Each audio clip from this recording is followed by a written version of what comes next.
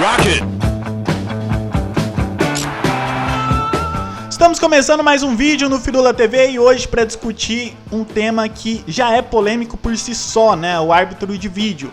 Aos que defendam o árbitro de vídeo, que acreditam que com ele ali auxiliando a arbitragem, muitas decisões equivocadas seriam evitadas, aos que rejeitam o árbitro de vídeo, argumentando que a dinâmica do futebol não seria mais a mesma com o árbitro de vídeo, atrapalharia um pouco o ritmo do jogo, a graça das partidas, mas enfim, hoje estamos aqui para discutir não somente isso, aliás, bem pouco isso, mas sim sobre o que aconteceu na última segunda-feira, de segunda para terça-feira, uma discussão que começou a ficar muito forte nas redes sociais, que foi a tal da votação na CBF para escolha ou não escolha do árbitro de vídeo para as partidas do Campeonato Brasileiro. Uma decisão que acabou ficando na mão dos clubes. Os clubes acabaram decidindo por não ter o árbitro de vídeo nas partidas do Campeonato Brasileiro. Mas enfim, sem mais delongas, vamos à discussão.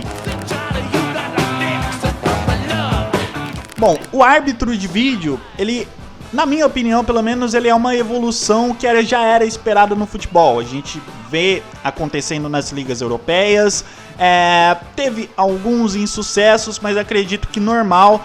Fase de experimentação é algo muito novo no esporte, a gente até vê em outros esportes, no tênis, no vôlei, ser incrementado com muito sucesso, mas no futebol a gente sabe que é difícil por conta da dinâmica do jogo. Mas pouco a pouco, principalmente nas ligas europeias, onde já se tem algum tempo essa fase de testes, né, na liga portuguesa, na liga italiana, já vem obtendo alguns resultados interessantes e melhorando a credibilidade das partidas, interferindo positivamente em resultados, enfim, pouco a pouco vai melhorando. E no ano passado, após toda aquela polêmica, né, com o Jô na partida contra o Vasco, o gol de mão do Jô que acabou sendo validado pela arbitragem, inicialmente a CBF praticamente até me surpreendeu, né, uma decisão tão repentina da CBF de querer incrementar o árbitro de vídeo imediatamente.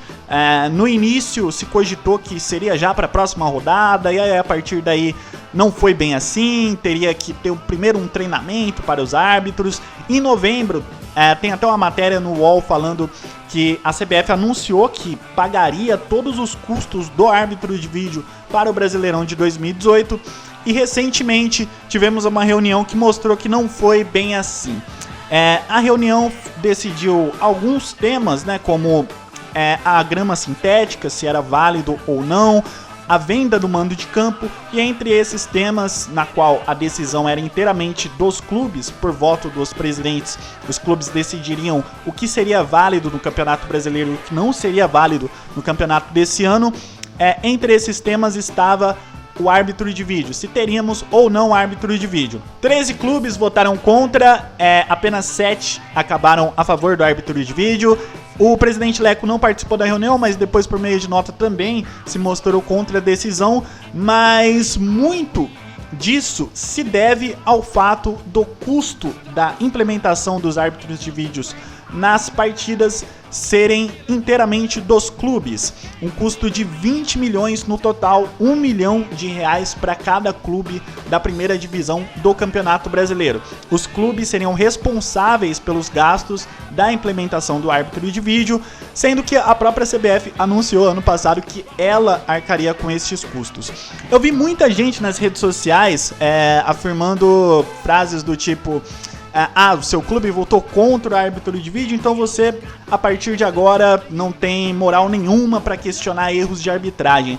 Eu acho que não é bem assim. A gente sabe que no futebol brasileiro, os erros de arbitragem, eles servem muito como muleta, né? Muleta para um trabalho ruim dos dirigentes, para um trabalho ruim dos técnicos.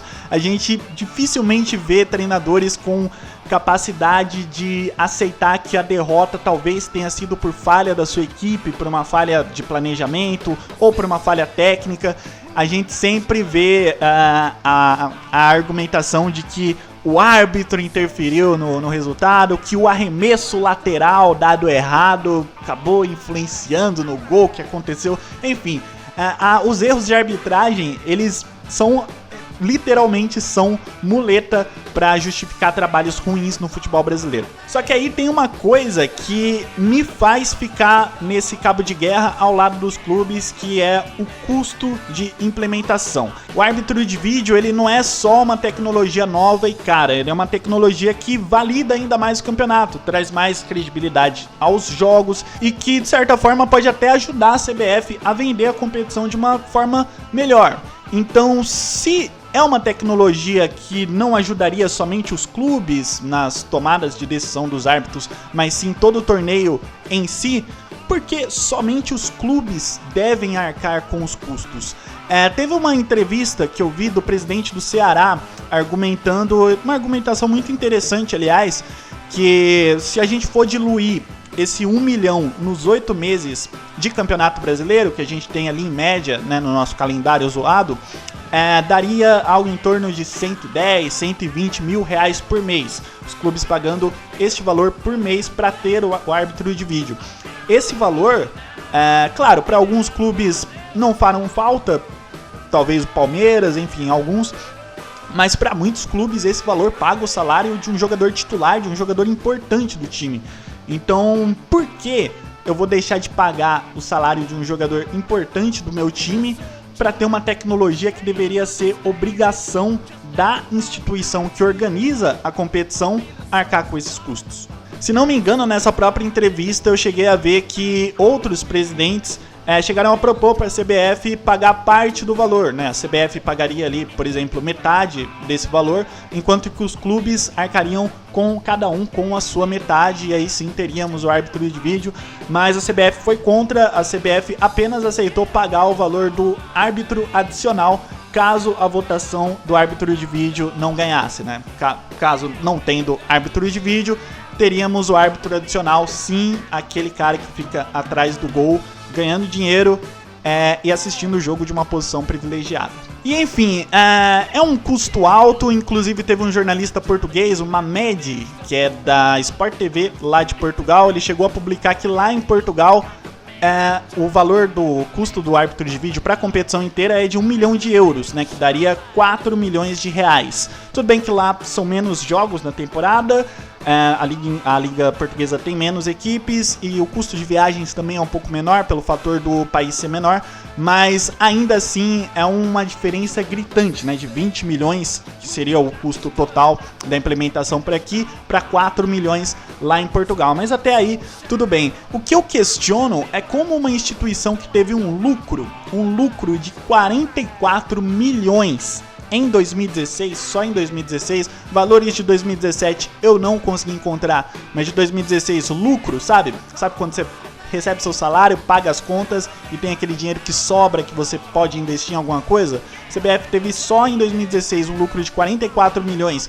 em 2015 mais de 70 milhões, como que uma instituição que em tese deveria ser sem fins lucrativos, ou seja, apenas pegar o dinheiro, pagar as suas contas e todo o resto investir nas suas competições, né? Enfim, melhorando seu futebol, como que uma instituição dessas não tem condições de pagar 20 milhões em uma temporada para implementar um árbitro de vídeo na sua principal competição? Eu até entendo que alguns clubes têm realmente condições, eu até citei o Palmeiras, mas a gente tem que relevar também a situação financeira dos nossos clubes aqui no Brasil. A grande maioria está endividado e esse dinheiro sim é um dinheiro que faz falta.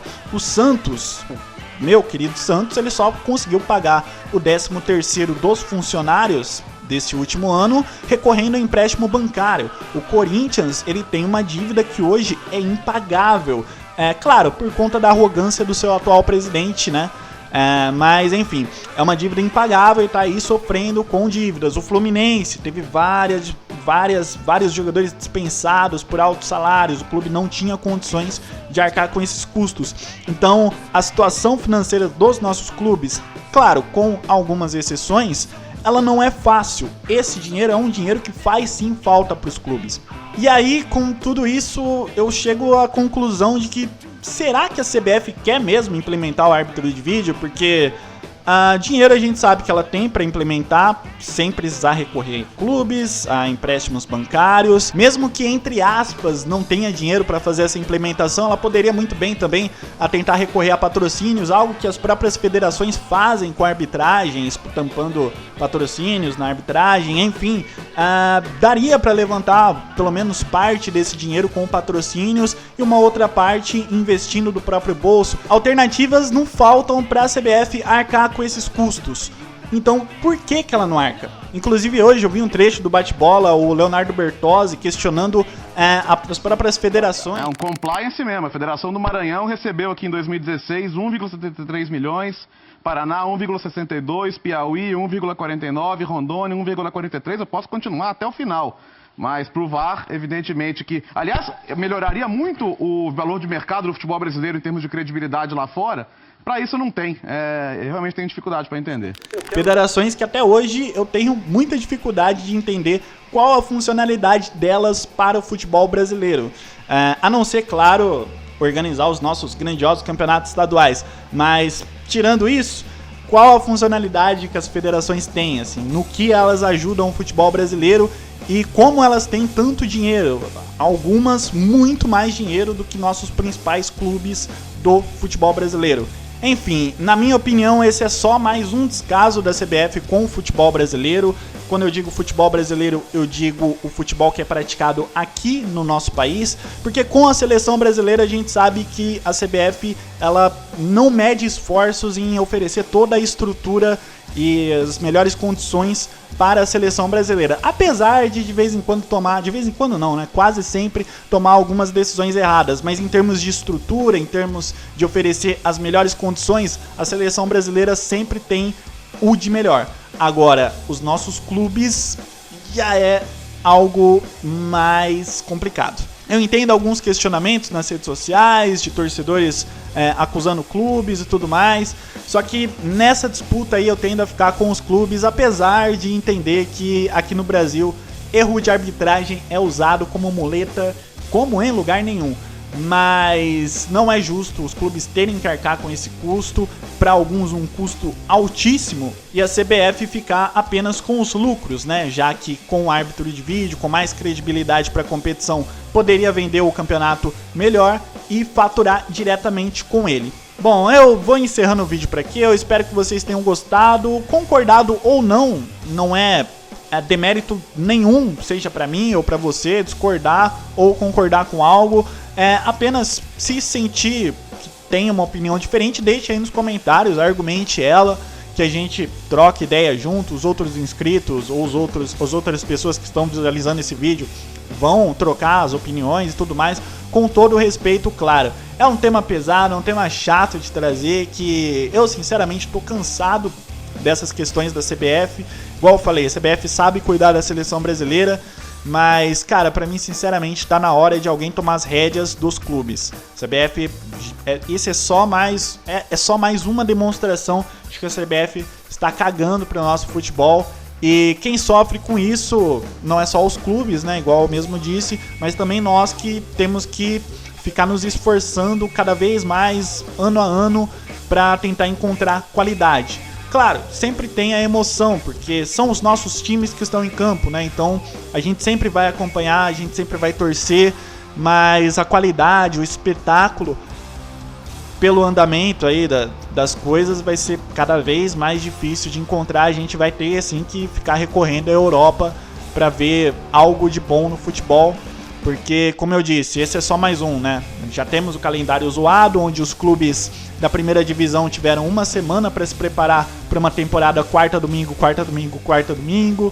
Enfim, várias outras coisas. Clubes da Série D que pagam para disputar um torneio, pois não tem o investimento que eles recebem para disputar essa divisão é quase zero.